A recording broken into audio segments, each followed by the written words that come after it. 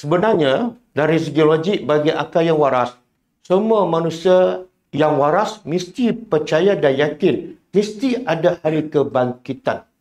Kalau tak ada hari kebangkitan, apa akan jadi? Allah tak adil. Dunia huru-hara. Sebab apa? Bayangkan tak ada hari pembalasan. Manusia akan buat jahat sejahat-jahatnya. Kenapa? Lepas ni habis. Betul tak? Yang buat baik pun malas. Sebab apa? Nampak tak?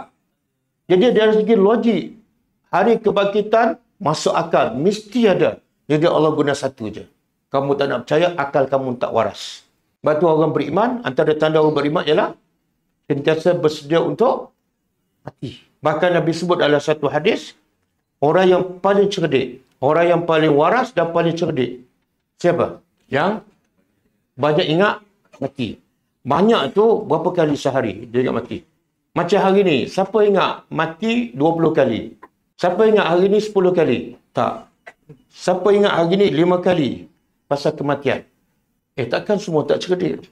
Nabi kata orang paling cerdik ialah orang paling banyak. Kenapa paling banyak ingat mati paling cerdik?